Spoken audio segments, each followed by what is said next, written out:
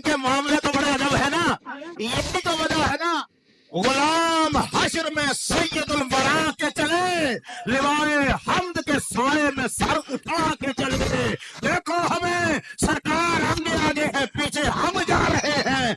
अब जहन्नम की आग हमें छू नहीं सकती, हमें क्यों छूएगी, हम तो मोहम्मद के साए में जाते हैं। सरकार भी जब गुजरेंगे, पुल से रात से तो गुजरना है, हर एक ने गुजरना है, लेकिन कैफियत अलग है। मगर मैं पलट क्या रहा, ये है मोमिन जिसका नूर बुझा रहा है। हम जिसकी बात कर रहे हैं वो मुजरिम है।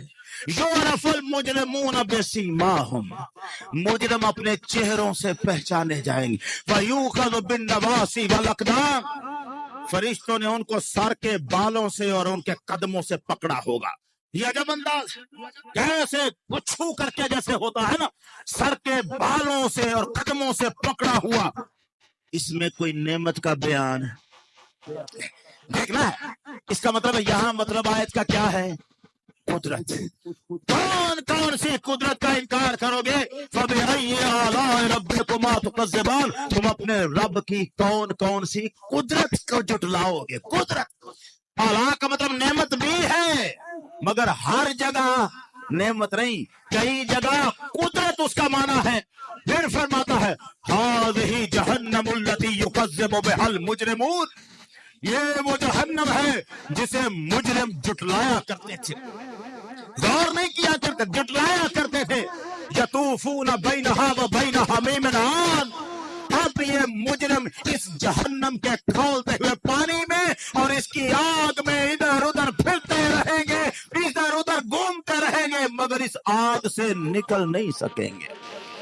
फबिअय्यि आलाइ रब्बिकुमा तुकज़्ज़िबान, नेमत का बयान नहीं हो रहा, जहन्नम में जलाए जाने का बयान है। और आयत क्या कह रही है, फबिअय्यि आलाइ रब्बिकुमा तुकज़्ज़िबान। इसका मतलब यहाँ भी नेमत मतलब नहीं, कुदरत। तुम अपने रब की कौन कौन सी कुदरत को जुटलाओगे। आयतों का मतलब तो हो गया, मैंने बताया था। सूरह रहमान में कई मकामों पर आला का मतलब नेमत है, कई मकामात पर आला का मतलब कुदरत है, और कई मकामात पर आला का मतलब शान है। कुल्लु मन अलैहा फ़ान व यबका वज्हु रब्बिका ज़ुल जलाल वल इकराम फबिअय्यि आलाइ रब्बिकुमा तुकज़्ज़िबान। फरमाता है, जो कोई भी इस दुनिया में है, हर एक ने फना होना है, सिर्फ बाकी रहेगी तो तेरे रब की जात बाकी रहेगी, जो जलाल वाला भी है, इकराम वाला भी है। तुम अपने रब की कौन कौन सी शान को जुटलाओगे। यहाँ अल्लाह का मतलब शान, शान, नेमत, कुदरत। लेकिन अब आए बात की तरफ, जुटलाना क्या होता है, जुटलाना क्या होता है। एक है कोई अपनी जुबान से इनकार कर दे, मसलन मैं नहीं मानता जी, मानता ही नहीं सिरे से, यह है जुटलाना।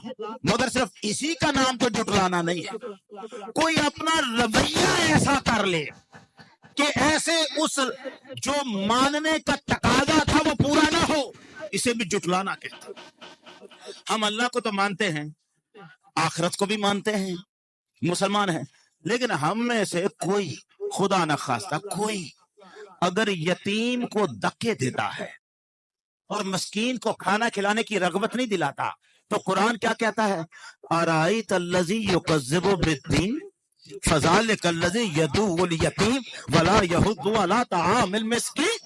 क्या तूने देखा ऐसे शख्स को जो कयामत के दिन को झुटलाता है। वो ऐसा शख्स है जो यतीम को धक्के देता है और मिस्कीन को खाना खिलाने की रगबत नहीं दिलाता।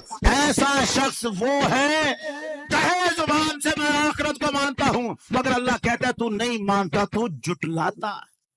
तो मानने का तकाजा अगर पूरा ना किया जाए तो इसे जुटलाना कहते हैं। जुटलाने के और भी तरीके हैं, जुटलाने वाले बड़े बड़े अंदाज से जुटलाते हैं। पिछले महीने शबे महराज गुजरी है, कईयों ने जुटलाया, कईयों ने जुटलाया। इस तारीख को शबे महराज नहीं हुई थी। शबे महराज क्या ہوا تھا سدرت سے آگے حضور نہیں گئے تھے، وہ تو جبریل سے ملاقات ہوئی تھی، اللہ کو نہیں دیکھا تھا۔ جنت کو کیسے دیکھنا تھا؟ جنت تو ابھی بنی ہی نہیں۔ ایسا بھی ایک بندہ جنت ابھی، سرکار نے ارشاد فرمایا میں نے جنت کے دروازے پہ لکھا دیکھا اگر کوئی اللہ کے راستے میں صدقہ کرے گا اسے 10 گنا ثواب دیا جائے گا، لیکن اگر کوئی اللہ کے راستے میں کسی کو قرض دے گا اسے 18 گنا ثواب دیا جائے گا۔ کہاں لکھا دیکھا؟ جنت کے دروازے پر۔ اگر کہنے والا کہے جنت ہے ہی نہیں، یہ دروازہ کس کا تھا؟ محمد عربی تو جنت کا دروازہ دیکھیں، اس پہ لکھا ہوا دیکھیں، آدم پہلے دن دیکھ کے آئے اور وہ کہیں میں نے جنت کو دیکھا ہے، فلم برفی جنت کسرم والا غرفہ الا رأیت اسم محمد مکتوب علیہ، میں نے جنت کا جس محل کو بھی دیکھا، جس کمرے کو بھی دیکھا، ایک میں محمد کا نام لکھا ہوا دیکھا۔ آج کا بندہ کہنے والا کہہ رہا ہے جنت ابھی بنی ہی نہیں، یہ جٹلانا ہے، یہ جٹلانا ہے۔ نہ بنی ہوتی تو وہ دیکھتے کسے؟ نہ بنی ہوتی تو قرآن کیا کہہ رہا ہے؟ قُلْنَا يَا آدَمُ اسْكُنْ أَنْتَ وَزَوْجُكَ الْجَنَّةَ، ہم نے حکم دیا آدم تم اور تمہاری بیوی جنت میں رہو۔ کہاں رہو؟ کون کہتا ہے؟ قرآن۔ جنت میں اگر بنی نہیں تو یہ رہے کہاں؟ آج ٹی وی میں بیٹھا ہوا ہے عالم مسلمانوں کا، آج زندہ ہے ابھی، دنیا اسے مان رہی ہے، اور وہ کہتا ہے جنت ابھی۔ جٹلانے والے جٹلاتے ہیں۔ اب آیا ہے شب برات کا مہینہ، اب ہے چند دن کے فاصلے پر شب برات، اب بھی جٹلانے والے کھڑے ہو جائیں گے۔ نہیں، کوئی فضیلت شب برات کی نہیں ہے، کہیں نہیں اہل حدیث میں لکھا ہوا، سب من گڑت باتیں ہیں، ان سنیوں نے بنائی ہوئی ہے۔ شب برات کوئی شے نہ، اس رات جاگنے کا کوئی فائدہ نہ، اگلے دن اس کا روزہ رکھنے کا کوئی فائدہ۔ اور کمال یہ ہے، اللہ کے تو کمالات ہی کمال ہے نا، وہ ایسی ایسی جگہ سے کام کرواتا ہے کہ بندے کی مت ہی ماری جاتی۔ انکار سب سے بڑا عالم جو شب برات کو نہیں مانتے، ان کا سب سے بڑا عالم جس کے کہنے پر یہ حدیثوں کو ضعیف اور صحیح مانتے ہیں اور کہتے ہیں، اس نے اپنی کتاب لکھی ہے سلسلۃ الحدیث الصحیحہ، علامہ ناصر الدین البانی، عرب و عجم میں اہل حدیث کا سب سے بڑا عالم علامہ ناصر الدین البانی، کتاب کا نام سلسلۃ الحدیث الصحیحہ، اس میں حدیث نمبر 1144، کیا نمبر ہے؟ 1144 حدیث کیا ہے؟ شتن اللہ تبارک و تعالی الى خلقہ لیلۃ النصف من شعبان فیغفر لجمیع خلقہ الا لمشرک او بشاہن۔ فرمایا سرکار دو عالم نے جب آتی ہے نا 15 شعبان کی رات، جب آتی ہے نا نصف شب، جب شعبان کے نصف کی شب آتی ہے، اللہ اپنی مخلوق کی طرف رحمت سے دیکھتا ہے۔ کس کی طرف دیکھتا ہے؟ مخلوق کی طرف رحمت سے دیکھتا ہے، دیکھتا ہے فَيَغْفِرُ لِجَمِيعِ خَلْقِهِ، ساری مخلوق کو معاف کر دیتا ہے، مشرق نو مشافن، بس نہیں معاف کرتا تو اسے معاف نہیں کرتا جو یا تو خدا کے ساتھ شرک کرتا ہے یا پھر اپنے دل میں لوگوں کا کرودھ رکھتا ہے۔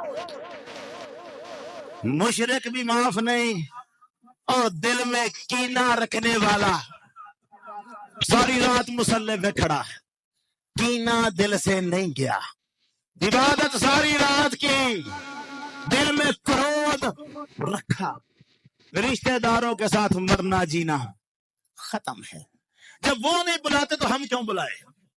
جب انہوں نے ہمارے ساتھ یہ زیادتیاں کی ہیں، اب ہم کیسے چھوڑ دیں؟ ہم نے تو بڑی کوشش کی، ہم نے تو ہر طرح کر کے دیکھا، نہیں مانے، پھر ہم نے بھی کہا آخر کتنا کہ کوئی جائے پیچھے، کتنا کہ جھکے، پھر ہم نے بھی کہا چل پھر اللہ کی سپرد۔ اب ہم نہیں بولتے، محمد عربی کی شریعت میں اس کی اجازت نہیں ہے. وہ جتنا بھی ظلم کر لے رشتہ توڑنے کی اجازت. یہ کرودھ مٹانا پڑتا ہے. دل کرودھ سے پاک ہو جائے ہر رات شب برات بن جاتی. دل کرودھ سے پاک ہو. بڑی مشقت کرنی پڑتی ہے, بڑی مشقت. سارے کام ہو جاتے ہیں, کرودھ نہیں مٹتا.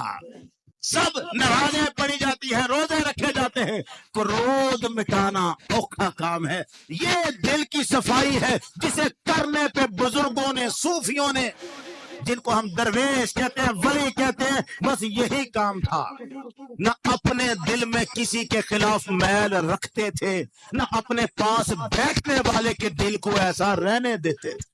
جو ان کی صحبت پہ بیٹھ جاتا تھا دل اس کا بھی چمکا دیتے تھے, اور دل سے کرودھ نکال کے دنیا کی محبت, لوگوں کی محبت, مخلوق کے خدا کی محبت بڑھ دیتے تھے. یہ محبت یہ ہے, اگر ہے تو پھر شب برات بخششوں کی رات ہے.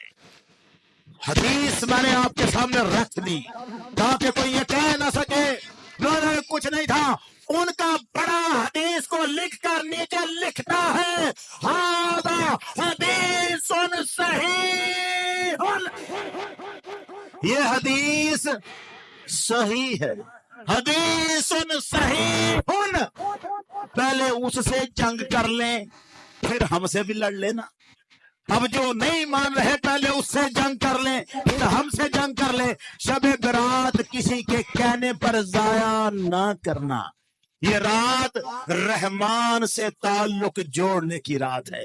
یہ رات اس پروردگار سے تعلق جوڑنے کی رات ہے جو نعمتوں کے انبار لگاتا ہے, اور جو بے پناہ قدرتوں کا مالک ہے, جو کھاری پانی کے نیچے سے میٹھا چشمہ نکال لیتا ہے. یہ اس کے ساتھ تعلق جوڑنے کی رات ہے. وہ کہتا ہے تیرا رزق بھی کم ہے تو آجا, آجا مانگ, میں رزق کے بھی سمندر بہا دوں گا. ماں, یہ رات خدا کا مانگت بننے کی رات ہے. فقیر بن کے مسلح پہ ایک رات مل جائے, مسلح مل جائے, اور مانگتے مانگتے ہچکیاں لگ جائے, آنکھوں سے آنسوؤں کی ندیاں بہ جائیں, بے بسی اپنی نظر آئے, خدا کی قدرت نظر آئے, ایک رات زندگی کے پاڑے ختم کر دیتی ہے.